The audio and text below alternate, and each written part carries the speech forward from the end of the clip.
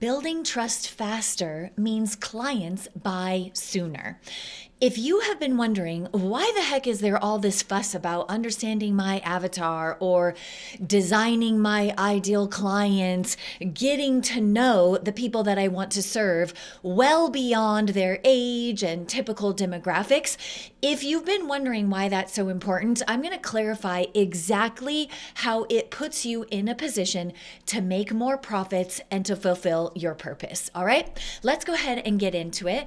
I am Joy Houston, the CEO here of HealAtScale, with another episode of Simple Social School. I want to make sure that you understand that there is a problem in the marketplace that you absolutely have to overcome. And the secret to overcoming it is knowing your avatar at a deeper level.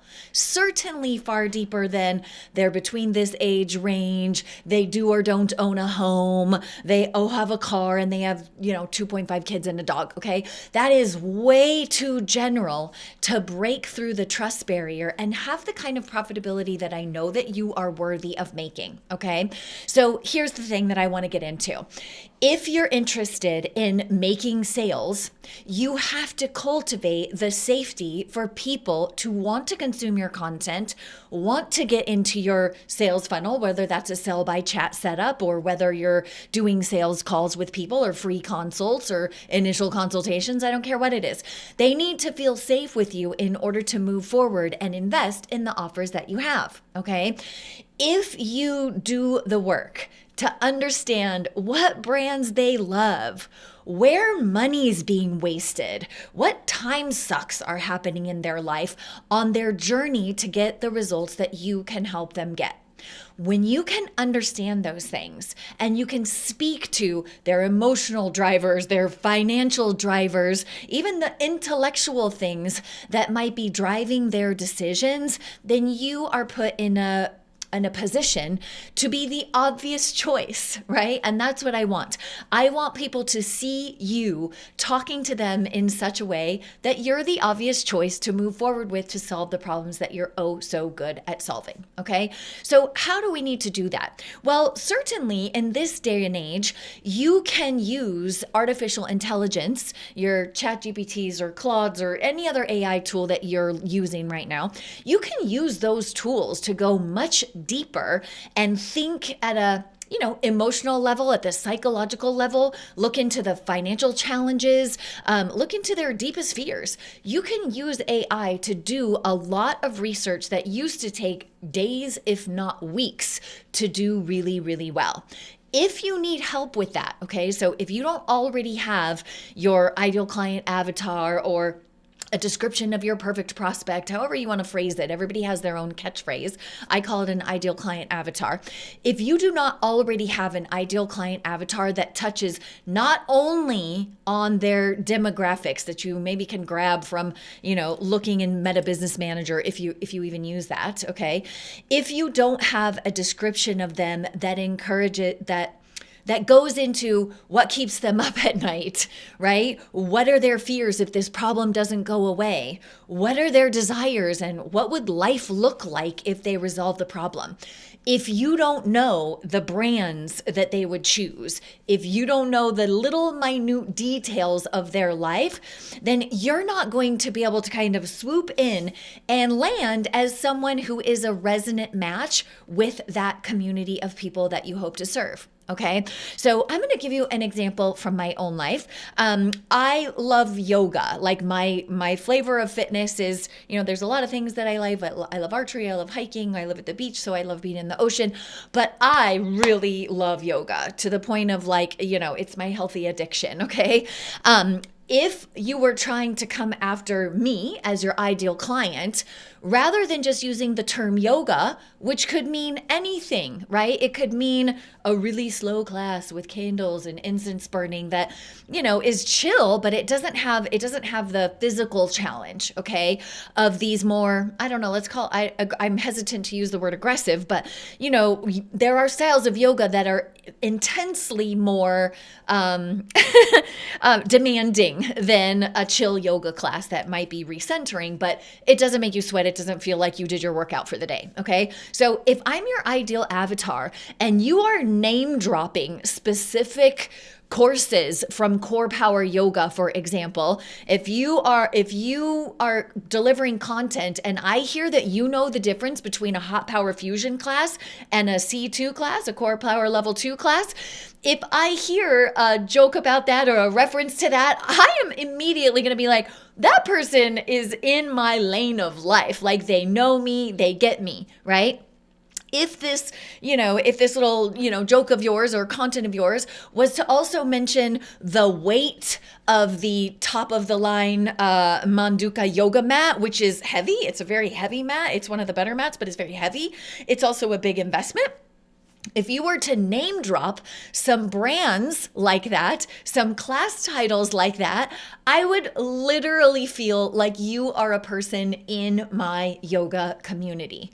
Do you see the difference than just dropping yoga as an overall sport and actually get into the world of people who use these very physical, extreme, heated forms of yoga to sweat it out, to work all their muscle groups, and even to keep their mind in the game of life. All right. So that's just one difference. If you were to come at me mentioning those brands, mentioning those titles of things, then you're automatically going to be more endeared to me. And I am going to be highly likely to continue to engage with you because you're a resonant match with my life. Okay. So if you're in the hormone space for women, what brands of clothing are they leaning into when their body temperature is all over the place? When they never know and they might start sweating all of a sudden, okay? If you serve moms trying to lose the baby weight, well, what's the popular stroller right now, right? What are the snacks that they're feeding their kids? What are the things that they're doing to balance their mommy life, right? If you can get into their world, name drop brands they love, talk about their challenges in a way that is really unique to them, you are cultivating the type of familiarity that breeds connection and leads to financial wins for your brand. It is no longer enough in today's society to just speak in generalities. The more you can get into a community's world and share that you see them, right? If you're helping people with chronic illness, for example, do you talk about that supplement graveyard, right? The stuff that they purchased, spent their hard-earned money on, and then it's sitting in a cupboard because they can't even remember what they bought it for, how many times a day they're supposed to take it, and they took it for a couple weeks and it didn't do anything. Like, are you talking about things like that? Are you talking about the downstream consequences of the symptoms that they have? Sure, as a medical professional, I trust that you're talking about the symptoms, but are you thinking beyond the symptoms and showing them that you have a deep understanding of the downstream consequences of those symptoms, right? Because let's take, for example, the weight.